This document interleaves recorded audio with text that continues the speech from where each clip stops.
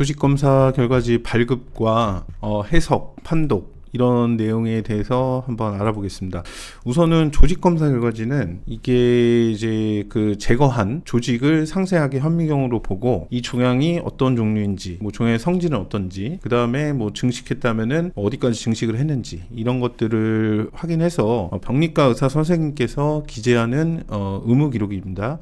그래서 여기 보면은 이분도 이제 난소의 미상의 신생물로 수술을 하신 분인데 이 환자의 주치의는 윤모 선생님이죠. 근데 이 조직검사 결과지를 보면은 조직검사 결과는 병리과에서 작성합니다. 그래서 이 병리과의 소속 의사인 김모 선생님, 여기도 김모 선생님, 이 두 명이었습니다. 그래서 이 두 분이 실제로 이 검체를 현미경으로 보고 이렇게 쭉 작성을 한 겁니다. 그래서 이 조직검사 결과지는 주치의나 뭐 수술 의사나 이런 분들이 쓰는 서류가 아니다, 이렇게 이제 보시면 되고요. 이 조직검사 결과지는 보험에서 이게 굉장히 많이 활용이 되는 서류입니다.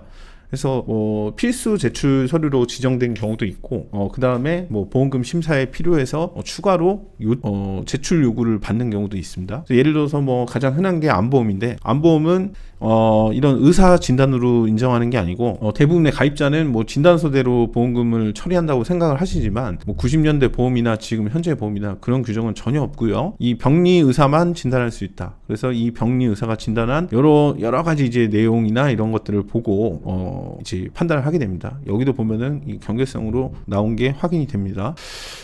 그리고 다른 보험금에서는 예를 들어서 뭐 양성인 경우에만 나가는 뭐 진단비나 수술비가 있다. 그러면은 용종이나 폴립 뭐 이런 거는 또 양성으로 등급이 안 나오기 때문에 이 양성인지 여부를 이런 조직검사 결과지로 확인을 하기도 합니다. 그리고 조직검사 결과지 발급은 이렇게 방문 발급이 일단은 기본인데, 여기 보면은 의무기록 사본이 종류가 되게 많습니다. 뭐 20-30가지 됩니다. 종류만. 이 중에서 뭐 가장 많이 뛰어가는 서류 중에 하나라서 아예 이런 홈페이지에 보면 이 조직검사 여기 사본 발급이 가능하다 뭐 이런 식으로 안내가 되어 있고, 이렇게 병원의 의무기록을 받을 수 있는 그 창구에 가면 다른 기록과 마찬가지로 이 조직검사 결과지를 떼실 수가 있고, 코로나 이후부터는 이제 이 온라인 서비스가 있는 회사들이 있습니다. 병원들이 있습니다. 그래서 온라인 발급 시스템이 있는 병원이라면 집에서도 뗄 수가 있습니다.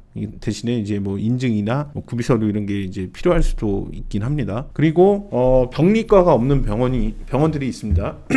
예를 들어서 뭐 동네 무슨 내과의원, 이거는 그 안에 이제 병리과 의사가 없는 경우가 거의 대부분이기 때문에 그런 경우에는 이 조직을 외부로 이렇게 보내서 그 병리의원에서 판독을 해서 회신된 내용을 가지고 이제 의사 선생님께서 진단하고 뭐 치료하고 뭐 설명하고 뭐 이런 것들의 의료 과정이 이제 있는데, 그런 경우에도 대부분은 이 시술한 병원, 그러니까 조직을 채취한 병원에서 떼실 수가 있는데, 간혹 가다가 이 병리과에 가서 뭐 받아야 된다 뭐 이런 경우도 뭐 들어본 적은 있습니다. 그리고 당장 이게 대부분은 뭐 그냥 요청하면은 뭐 바로 발급인데, 이 병원이 다른 이제 외부 수탁이나 이런 의료기관으로 의뢰를 한 경우에는 이 병원에서 또 서류가 오는데 물리적인 시간이 걸리는 경우도 있어서, 뭐 그런 형태의 병원이라고 한다면 물어보고, 병원에 먼저 그냥 직접 가지 말고 물어보고 신청을 한 뒤에 받을 수 있을 때, 그때 또 가시는 방법이 있거든요. 그래서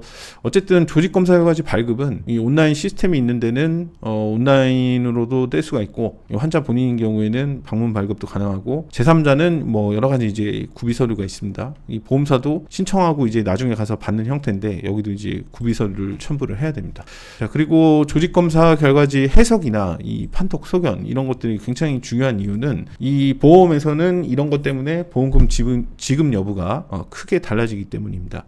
그래서 사례를 하나 보면은, 이분 같은 경우에는 직장암, 직장의 악성 신생물로 진단을 받았고, 여기 보면은 C코드, 이 암은 C00에서 C97까지의 코드를 사용을 하는데 이렇게 암으로 진단이 되었습니다. 그래서 이런 진단서를 제출을 했는데, 이분이 가입한 보험 뭐 한 20년 된 오래된 보험으로 이번에 이제 이런 큰 금액이나 이런 거는 처음 청구한 거고, 근데 이제 보험사에서 바로 처리를 안 하고 이제 현장 심사를 진행을 하게 된 겁니다.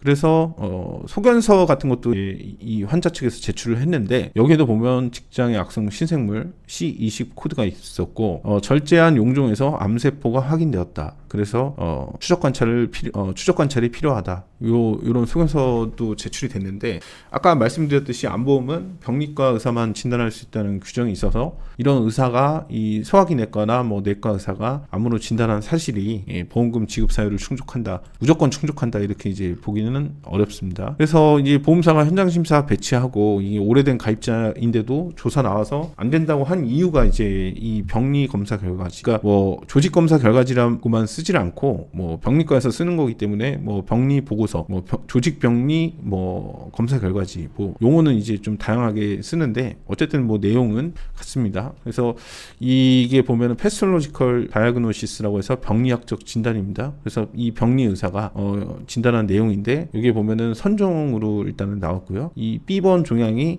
국소적인 암세포가 나왔습니다. 근데 이 암세포는 점막 내에 위치한다, 이런 식으로 나와서 이거는 조직검사 결과지를 해석을 해보면 이렇게 받은 겁니다. 지금 제자리암으로 받게 된 거죠, 진단을. 그래서 이 병리 검사 결과가 제자리암으로 나왔는데 조직검사 결과가 진단서가 암으로 나왔으니까 이 보험사는 이거를 이제 인정을 하지 않은 겁니다. 그래서 요 케이스도 어쨌든 이렇게 진단서가 이렇게 암으로 되어 있어도 분쟁이 발생한 케이스입니다. 그래서 조직검사 결과지를 제출을 해야 되는 청구건인 경우에는 조직검사 결과가 어떻게 나왔는지 이런 것들을 확실하게 한번 보시고 나서 제출을 해야 됩니다. 그래서 제출 전에 내용들을 보시고 해야 뭐 보완을 해야 된다고 하면은 그런 여러 가지 수단과 방법이 생기게 되는데, 그냥 보내서 지급이 거절되거나 이러면은 나중에 이제 뭔가를 할 수 있는 방법들에 대해서 제한이 되는 경우도 있을 수가 있기 때문에 청구 전에 이 내용을 가지고 조직검사 결과를 가지고 심사를 하기 때문에 청구 전에 꼭 내용을 해석 판단 이런 것들을 한번 받아보셔야 됩니다. 본인이 하기 어려운 경우가 굉장히 많이 있기 때문에 이런 것들은 뭐 무료 상담이나 이런 걸 받으실 수가 있습니다. 저희도 무료 상담이 가능하기 때문에 이런 서류만 있으면 판단을 해드릴 수 있습니다. 감사합니다.